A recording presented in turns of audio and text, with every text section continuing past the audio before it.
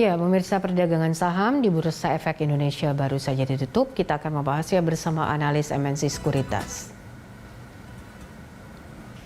Untuk membahas prospek IHSG hari ini kami sudah terhubung bersama Mas Rudi Setiawan, analis MNC Sekuritas. Mas Rudi, terima kasih sudah bergabung bersama kami. Kita lihat tadi IHSG mengalami pelemahan ke zona merah walaupun masih tetap berada di level 6.000. Anda melihatnya apa yang bergerak di bursa hari ini, Mas?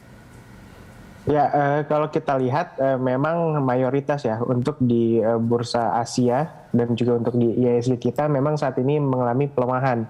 Karena kalau kita lihat saat ini untuk di Indonesia sendiri dengan kasus yang mencatatkan rekor tertinggi kembali dan juga dengan adanya beberapa kendala terhadap tabung oksigen. Itu yang memang kalau kita lihat memberikan fear terhadap IHSG.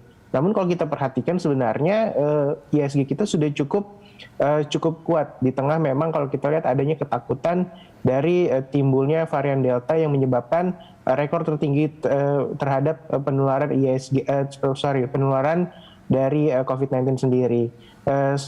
Untuk saat ini sebenarnya investor kecenderungannya adalah menanti untuk dari adanya rapat FOMC terkait dengan kebijakan arah The Fed ke depannya, Mbak Poppy.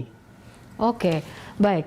Kita lihat tadi ada 6 sektor yang melemah ya, Mas ya. Ini yang terdalam IDX Energi minus 1,34%. Ini apa yang mempengaruhi sehingga bisa terjadi pelemahan? Kemudian juga tadi ada sektor teknologi yang justru ternyata memimpin penguatan ini.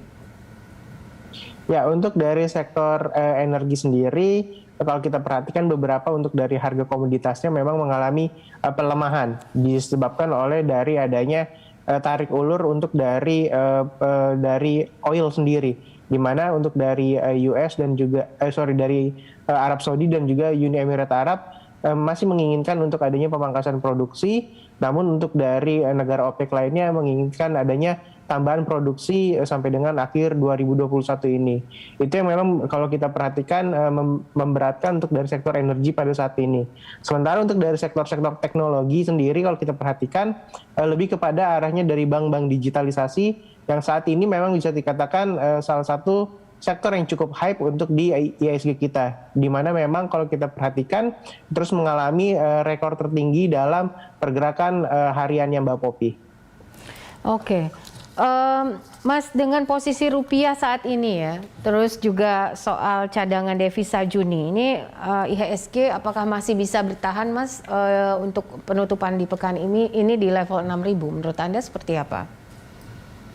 Oke, untuk dari cadangan devisa sendiri kurang lebih meningkat 0,7 miliar menjadi 137,1 miliar USD pada Juni kemarin.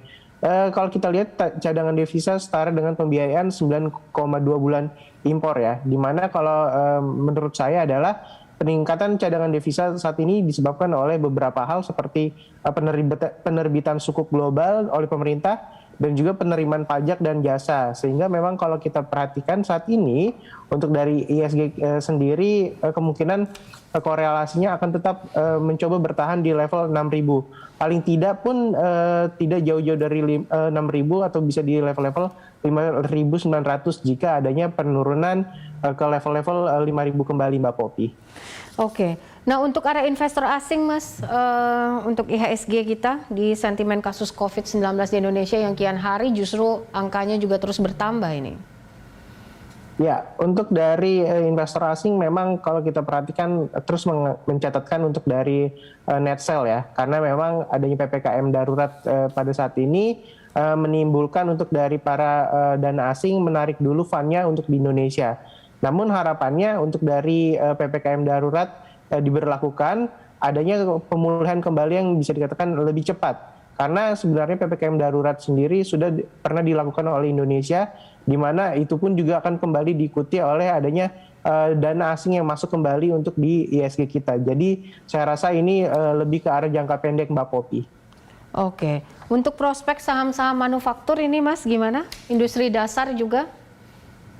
Ya, untuk dari manufaktur sendiri, saya melihat untuk dari industri barang konsumsi masih akan tetap stabil ya. Seperti untuk dari saham-saham seperti ICBP, INDF, dan juga Mayora. Namun untuk dari industri dasar seperti yang di sektor semen, dan juga keramik, saya melihat ada potensi di semester kedua ini. Karena kalau kita lihat untuk dari perumahan dan juga sektor-sektor properti itu mulai booming kembali. Salah satunya untuk dari properti residensial yang banyak sekali mencatatkan marketing sales yang bertumbuh double digit. Untuk dari sektor industri dasar lainnya seperti untuk dari distribusi oksigen itu juga bisa dimanfaatkan atau bisa diperhatikan oleh para investor seperti di saham AGI. Itu yang memang atau itu bisa diperhatikan oleh para investor pada saat ini, Mbak Poppy. Baik. Nah, untuk rekomendasi mungkin untuk pekan ini apa yang bisa dicermati? Oke, saya masih mencermati untuk dari saham-saham seperti bank digitalisasi dengan kodenya BANK dengan potensi target price masih di level-level 3.850. Sementara untuk dari komoditas ada Antam yang bisa dilakukan buy on weakness dengan target price kurang lebih sampai dengan 2.700. Lalu juga untuk dari salah satu saham BUMN yaitu Pegas yang dimana bisa dimanfaatkan untuk spekulasi buy dengan target price-nya sampai dengan 1.200 kemungkinannya, Mbak Poppy. Baik. Oke, untuk pekan ini apakah IHSG masih tetap bisa bertahan di level 6.000 atau mungkin bisa lebih lagi dari itu, dan level support dan resisten berapa menurut rekomendasi Anda? Oke, untuk dari IHSG sendiri saya menilai supportnya akan berada di level 5.913 dengan resistennya 6.134 dengan catatan memang tidak adanya rekor kembali terhadap peningkatan COVID-19 di masa PPKM darurat ini, di mana ini akan menjadi kunci yang cukup penting terhadap pergerakan IHSG pada saat ini, Mbak Poppy. Baik, terima kasih Mas Rudi untuk analisa dan juga rekomendasinya bersama kami. Tetap sehat selalu.